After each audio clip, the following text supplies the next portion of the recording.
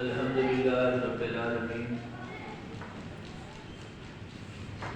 والعاقبة للمتقين الصلاة والسلام على سيد الأنبياء والمرسلين أما بعد أعوذ بالله من الشيطان الرجيم بسم الله الرحمن الرحيم ألا إن أولياء الله لا خوف عليهم ولا هم يحزنون صدق الله العظيم وصدق رسوله النبي الكريم الأمين ونحن على ذلك لمن الشاهدين ومن الشاكرين إن الله وملائكته يصلون على النبي يا أيها الذين آمنوا صلوا عليه وسلموا تسليما اللهم صل على سيدنا مولانا محمد وآل محمد وكمال محمد وجمال محمد وحسن محمد وحسين محمد وغنين محمد وشفتين محمد وبدر هنين محمد وحسن حسين محمد اللهم صل على سيدنا مولانا محمدنا وكريم أكرمنا وجميل أحمدنا وحسين أحسننا وشريف أشرفنا وحبيبنا وحبيب ربنا وطبيبنا وطبيب قلوبنا وشفيعنا وشفيع معشرنا وأولنا وآخرنا وظاهرنا وباطننا ومرجانا وماوانا ومرجانا ومحمدنا وسيدنا وسندنا وآله وأصحابه وأزواجه اولیاء امتی و علماء اہل سنتی و شہداء اہل محبتی و اطراء اہل بیتی تمامی حضرات آواز محبت کے ساتھ اس درد دل اور یقین کامل کے ساتھ کہ ہم یہاں سے درود پڑھیں گے زہرا کے بابا حسنین کے نانا ہمارا درود سنیں گے اور جواب بابا جبلت محمد سے پڑھیے الصلاۃ والسلام علیکہ یا سیدی الصلاۃ والسلام علیکہ یا سیدی یا حبیب اللہ الصلاۃ والسلام علیکہ یا سیدی یا نبی اللہ وعلی آلہ واصحابہ یا خاتم النبیین۔ تیری عاشقی سے پہلے مجھے کون جانتا تھا، میں گلیوں کی خاک چھانتا تھا، تیری عاشقی بنا گئی میری زندگی فسانہ، جب تک بکے نہ تھے کوئی پوچھتا نہ تھا، آقا آپ نے خرید کر انمول کر دیا۔ یہ محمد سے وفا تو نے تو ہم تیرے ہیں، یہ جہاں چیز ہے کیا لہو قدم تیرے ہیں۔ قوت عشق سے ہر پست کو بالا کر دے، دہر میں اسم محمد سے اجالا کر دے۔ بروز حشر ہر شخص کو اپنی اپنی بڑی ہوگی، سبھی یہ پوچھیں گے سرکار کہاں ہیں۔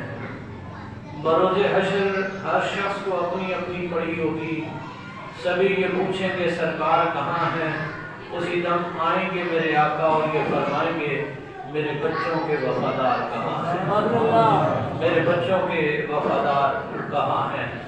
اللہ تعالیٰ جل جلالہ اتم برہانہ اعظم شانہ اسم جل جلالہ لا الہ غیرہ کی حمد و ثنا حضور نبی رحمت تاجدار ختم نبوت غم گسار دو جہاں حبیب کبریا احمد مجتبیٰ جناب حضرت محمد مصطفیٰ صلی اللہ علیہ وآلہ وآصحابہ وبارکہ وسلمہ کی بارگاہ ناز میں سلام عقیدت پیش کرنے کے بعد زیب مسند صدارت صدر مجلس میر محفل حضرت علامہ مولانا سائیں فقیر محمد حسن بخشی طاہری صاحب دعوت فیوزہم، جن کی دعوت پر آج آپ کی بابرکت شہروں کی زیارت کرنے کا شرف حاصل ہوا، اور جتنے بھی جماعت اصلاح المسلمین سجن سائیں دعوت فیوزہم کے فیض یافتہ مریدین محبین اور اہل محلہ نمازی حضرات مسجد انتظامیہ آپ سب کی بارگاہ میں انتہائی محبت کے ساتھ السلام علیکم ورحمۃ اللہ وبرکاتہ۔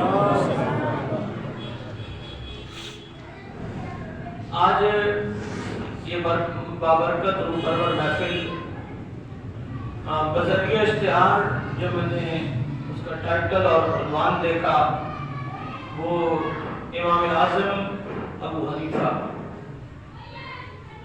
آپ کی شخصیت پر دو چار باتیں گوش گزار کرنی ہیں۔ ویسے تو یہ کائنات کی اتنی بڑی شخصیت ہے کہ دو چار لفظوں میں بیان ہو نہیں سکتی، اور اللہ نے مقام اتنا بلند عطا کیا ہے کہ ہم جیسوں کے لفظوں کی محتاج بھی نہیں۔ دو باتیں ابتدا میں تھوڑا سا ذوق پیدا کرنے کے لیے، آپ کا اپنا انداز ہوگا، لیکن ہم جو ذوق کے آدمی ہیں، جب تک بندہ اپنے لیول پہ نہیں آ جاتا، جب تک اس کے لیے تھوڑا سا ماحول میں چلنا مشکل ہوتا ہے۔ بندہ نئے محلے میں بھی اس وقت تک لوگوں سے آشنا نہ ہو تو تھوڑا سا رہنا مشکل ہوتا ہے۔ تو میں بس دو جملے سنیے گا، اور اگر وہ دل سے دستک دے دیں تو ذرا ایک دفعہ دل سے کہیے گا سبحان اللہ۔ محفل امام اعظم ابو حنیفہ کے نام کی ہو، یا غوث اعظم کے نام کی ہو، یا باب فرید کے نام کی ہو، ہوتی دیوانوں کی محفل ہی ہے۔ روئے زمین پر اس وقت بہت سارے مسلک ہیں، ہم کسی مسلک کو چھیڑنا نہیں چاہتے، لیکن اتنا بتانا چاہتے ہیں کہ اللہ نے یہ جو ولایت کی خیرات دی ہے نا، یہ صرف اور صرف ہمارے حصے میں آئی ہے۔ صحابہ کے دور کے بعد سے جو دور چلا وہ تابعین کا دور تھا۔ 4 ائمہ میں سے تابعی ہونے کا شرف ایک ہی کو ملا، جسے امام اعظم ابو حنیفہ، یعنی امام بھی، فقہ کا امام بھی رب کائنات نے ایسا عطا کیا کہ جس نے ان کے جلوے دیکھے جنہوں نے رسول اللہ کے جلوے دیکھے۔ فقہ کے 4 امام برحق ہیں، فقہ کے 4 امام برحق ہیں، لیکن یہ جو لاہور میں پاکستان کا شہنشاہ بیٹھا ہے نا،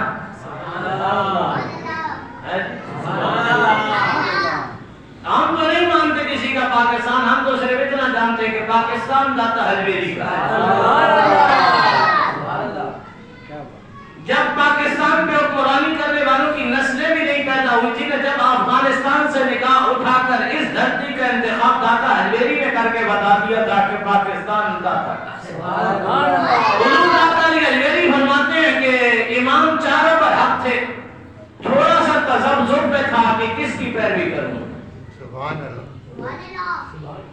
امام شافعی بھی پڑھا، حضور غوث اعظم جیسا پیروی کرے۔ عشق کسی کا کم نہیں، امام مالک کے عشق میں جائیں تو عشق کی انتہا ہو جاتی ہے۔ کہتے تذبذب میں تھا کہ کروں تو کیا کروں، کس کی پیروی میں جاؤں۔ کہتے کہ بس انہی خیالات میں بیٹھے بیٹھے آنکھ لگ گئی، بیٹھے بیٹھے سر کی آنکھ لگ گئی اور دل کی آنکھ کھل گئی۔ سر کی آنکھ لگ گئی، دل کی آنکھ کھل گئی۔ کہتے ہیں یہ خواب میں منظر دیکھ رہا ہوں کہ میرے سامنے سے مسجد نبی کے دروازے سے حضور جانے جانا تشریف لا رہے ہیں، ایک بندہ ساتھ، حضور اس سے یوں شفقت فرما رہے ہیں جیسے بچوں سے شفقت کی جاتی ہے۔ عمر میں بڑا تھا لیکن حضور یوں شفقت فرما رہے تھے کہ جیسے بچوں سے شفقت کی جاتی ہے۔ کہتے ہیں میں ابھی ان خیالوں میں سوچ رہا تھا کہ یہ حضور کہ اتنی شفقت کس کے ساتھ ہو سکتی ہے، تو کہتے ہیں اتنے میں میرے کان کے قریب آواز آتی ہے کہ ابو حنیفہ ہے، تو سوچ نہیں اس کی پیروی میں لگ جانا، جس کی پیروی کے اشارے جانے جانا کی بارگاہ سے ملے، اور جیسے اشارے ملے وہ بندہ بھی کوئی تیرے میرے جیسا نہیں۔ یہ تو ہماری تو خوش قسمتی ہے کہ رب کائنات نے اتنا بڑا امام عطا کیا۔ تو تھوڑا سا ذوق کے لیے 2 باتیں سنیے گا۔ کسی صاحب نظر، اور چونکہ یہاں پہ صاحب نظر والے بیٹھے ہیں، کسی صاحب نظر سے پوچھا گیا تھا کہ بندے کو کس جگہ پہ رہنا چاہیے، بندے کو کس جگہ پہ رہنا چاہیے۔ اللہ والے نے جو لب ہلایا تو کہا بیٹا رہنے کی 3 جگہ ہے، یا کسی کی نگاہ میں رہا کر،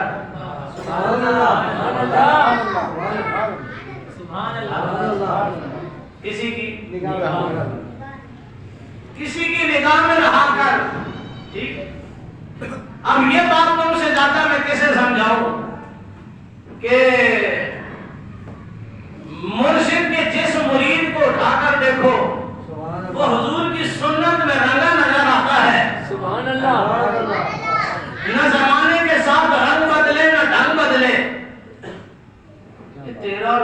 کمال تو نہیں ہے، یہ جس کی نگاہ میں رہتے ہیں نا، جس کی نگاہ میں رہتے ہیں نگاہیں بہت کچھ کر دیتی ہیں۔ حضور جان عالم صحابہ کی مجلس میں بیٹھے ہوئے تھے، سامنے ایک حسین و جمیل بندہ گزرا، حضور نے دیکھ کے فرمایا صحابہ اب یہ بندہ اتنا حسین چہرہ یہ بھی آگ میں جلے گا؟ بندہ کافر تھا، بندہ کافر تھا۔ حضور صحابہ سے کہتے ہیں کتنا حسین و جمیل چہرہ، یہ بندہ بھی آگ میں جلے گا۔ سدرہ کا دفتر چھوڑ کر جبریل اتر آیا، فرمایا سنیے یہ آگ نہیں جلتا پر اب نہیں جلے گا، یہ آگ میں جلتا یہ اب نہیں جلے گا۔ پوچھا جبریل وجہ کیا ہے؟ فرمایا سنیے یہ جب تک جلتا نہ جب تک نگاہوں میں نہیں آیا تھا، یہ یار کی نگاہ میں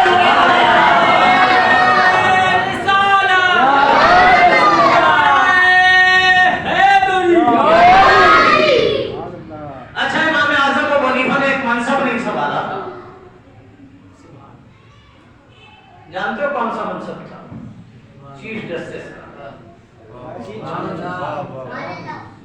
امام اعظم ابو حنیفہ نے اس منصب کی خاطر جیل میں جانا گوارا کیا، لیکن یہ منصب نہیں سنبھالا۔ ساری زندگی سمجھ نہیں آتی تھی کہ اس منصب میں ایسا کیا ہے، لیکن اس وقت جو عہدوں کے قابل نہ تھے وہ عہدوں پہ فائز ہوئے، سبحان اللہ، اور قائدیانیت کی حمایت میں زبانیں کھل گئی تو پتہ چلا اس منصب میں کہیں نہ کہیں تو خرابی ہونی تھی، اس منصب میں کہیں نہ کہیں تو خرابی ہونی تھی۔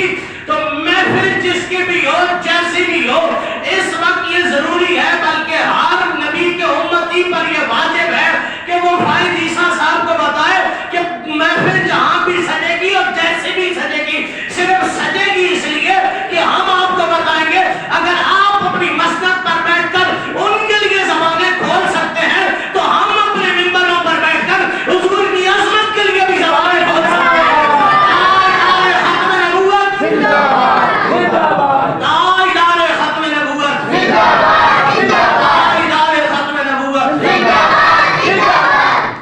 تو بندہ وہ کہتا ہے نا کہ حد میں رہے تو اچھا رہتا ہے، بندہ حد میں رہے، ہر بندہ اپنا کام کرے۔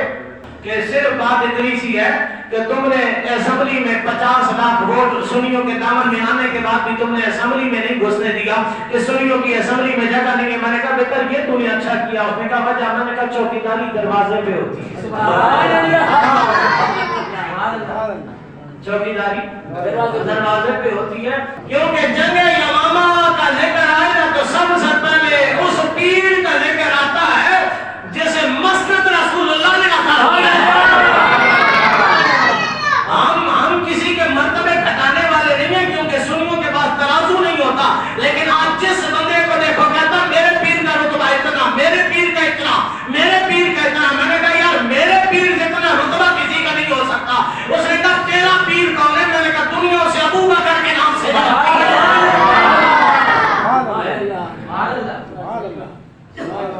دنیا اسے ابو بکر کے نام سے بولو نقشبندی دنیا کہہ رہی ہے کوئی پیر دکھا، کوئی پیر دکھا۔ میں نے کہا پتر دیکھا کہ ابو بکر پیچھے علی، میں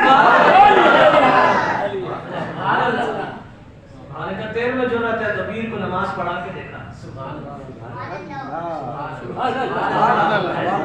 اگر تیرے اندر اتنی ضرورت ہے، پیر تیرا عالم ہے، صاحب شرع ہے، تقویٰ ہے، ساری چیزیں ہیں، پھر ذرا پیر کے آگے کھڑا ہو کے دکھانا۔ کہا نہیں جی پیر آگے کھڑا ہوتا ہے۔ میں نے کہا یہ بھی تو میں بھی تو یہی کہہ رہا ہوں، مسجد نبی میں علی پیچھے ہے، پیر آگے ہے۔ ویسے ہی ہم تولنے والے لوگ نہیں ہیں، لیکن ہم کہتے ہیں جسے آل بیت نے مان لیا تو تو بھی ماننا، جسے جو کچھ دیا رسول اللہ نے دیا، علی کو ولایت دی تو حضور نے دی، ابو بکر کو مصلی دیا، ابو بکر کو مصلی دیا تو حضور نے دیا، ابو حنیفہ کو علم دیا تو حضور نے دیا، غوث اعظم کو ولایت دی تو حضور نے دی۔ جسے دیا رسول اللہ نے دیا ہے، اور دین کے مالک حضور ہے۔ دین پہ کسی کی ٹھیکیداری نہیں ہے، دین کے مالک حضور ہے۔ حضور جس کو جو چاہیں جیسے چاہیں، حضور جس کو چاہیں جیسے چاہیں حضور عطا فرما دیں۔ حضور جانے جانا یہ تو چھوٹے چھوٹے منصب ہے نا. جانے عالم تو ممبر پر بیٹھ کر مدینے کی گلیوں میں، مدینے کے ممبر میں، مسجد نبی کے ممبر میں بیٹھ کر جنت تقسیم کر دیتے تھے.